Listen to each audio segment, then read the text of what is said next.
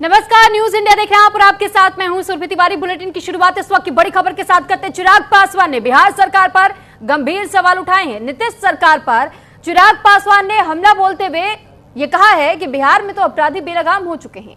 अब आप सोचिए कि जहां एक और पहले से ये कहा जा रहा था कि चिराग पासवान भी एनडीए के साथी हैं, लेकिन अब वो खुद जेडीयू के खिलाफ अपनी बयानबाजी कर रहे हैं, जबकि जेडीयू का भी गठबंधन एनडीए के साथ। और ऐसे में इस वक्त चिराग पासवान की ओर से ये कहा गया कि बिहार में अपराधी बेलगाम हो चुके हैं, बिहार में सरकार पूरी तरह नाकाम साबित हो रही है। ऐसा ही चलता रहा तो स्थिति और बिगड़ती चली जाएगी। अफसोस है कि ऐसे सरकार का समर्थन कर रहा हूं। तो चिराग पासवान ने इस बात को भी स्वीकारा है कि वो समर्थन तो दे रहे हैं, लेकिन उन्होंने इस बात पर अफसोस भी जाहिर किया और उन्होंने कहा कि अफसोस है कि ऐसी सरकार का समर्थन कर रहा हूं। हालांकि आपकी जानकारी के लिए बता दें कि चिराग पासवान की ओर से भी यह कहा जा चुका है कि बिहार में भी अब वो चुनावी मैदान में उतरने की तैयारी कर रहे हैं, क्योंकि ऐसा मानना आम जनता का है, लोगों का है, उनकी पार्टी का है कि उन्हें चुनावी मैदान में उतरना चाहिए। तो फिलहाल इस वक्त चुनावी स्थिति में पूरी तरह से रम चुका है बिहार, क्योंकि बिहार में न केवल सत्ता पक्ष या विपक्ष, लेकिन आपसी पार्टियों के जो दल हैं, ऐसे में वो दल भी एक दूसरे से इस वक्त उलझते हुए नजर आ रहे हैं, एक दूसरे पर तीखी प्रतिक्रियाएं भी दे रहे हैं। हालांकि एनडीए के साथ में चिराग पासवान की पार्टी एलजेपीआर, लेकिन एलजेपीआर के अध्यक्ष चिराग पासवान अब खुले तौर पर नीतीश कुमार के खिलाफ अपनी आवाज उठा रहे, कई सवाल दाग रहे हैं। उनकी तरफ से कहा गया है कि ऐसा ही चलता रहा तो फिर बिहार का उद्धार कैसे होगा। राज्य सरकार पर यह निशाना साधने का काम चिराग पासवान की ओर से किया गया। उन्होंने कहा कि अफसोस है कि मैं ऐसी सरकार का समर्थन कर रहा हूं।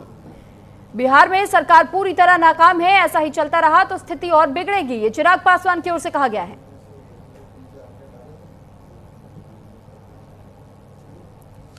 तो जानकारी के लिए बता दें, हम आपको ग्राफिक्स भी दिखा रहे हैं और ग्राफिक्स के जरिए भी आपको डिटेल्स बता रहे हैं कि कैसे पुराने तेवर में चिराग पासवान की एक बार फिर से वापसी होती हुई दिखाई दे रही है। कानून व्यवस्था को लेकर के उन्होंने कई सारे सवाल खड़े किए। उन्होंने ये कहा है कि राज्य प्रशासन की नाकामी का इस वक्त खुला खेल चल रहा है, यह आरोप उनकी ओर से लगाया गया। कानून व्यवस्था में गिरावट पर सीधा सवाल उन्होंने पूछा और प्रेशर पॉलिटिक्स का भी हवाला दिया उन्होंने।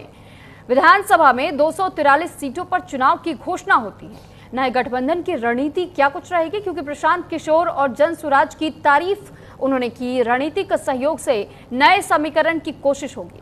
एनडीए गठबंधन के साथ जो संबंध बताए जा रहे हैं, ऐसे में उसको लेकर जेडीयू से मतभेद और बीजेपी से असमंजस वाली मामला इस वक्त चल रहा है, क्योंकि सीट शेयरिंग को लेकर के गठबंधन पर इस वक्त दबाव है और सीट शेयरिंग के फॉर्मूले को लेकर ही कहीं ना कहीं चिराग पासवान भी इन दिनों नाराज बताए जा रहे हैं, क्योंकि उन्हें ये उम्मीद जरूर है कि उनके लिए भी सीट आवंटित किए जाएंगे, यानी उम्मीदवार के तौर पर उनके लिए पहले से कुछ सीटों को चुना जाएगा कि कौन सी किस पार्टी को कितनी सीटें दी जाए, लेकिन सबसे ज्यादा जेडीयू और बीजेपी के पास होती हैं। ऐसे में उनकी नाराजगी लाजमी है।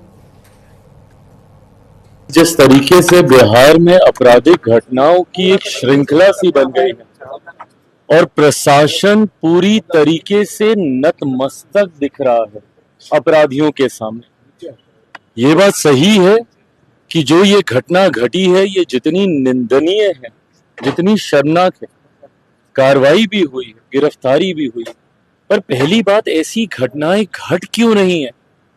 बिहार में जिस तरीके से हत्या, अपहरण, लूटमार, डकैती, बलात्कार एक के बाद ऐसी श्रृंखला बन गई है और अब तो ऐसा लग रहा है जैसे प्रशासन पूरी तरीके से नाकामयाब है इन घटनाओं को रोकने के लिए। और तो वहीं केंद्रीय मंत्री पीयूष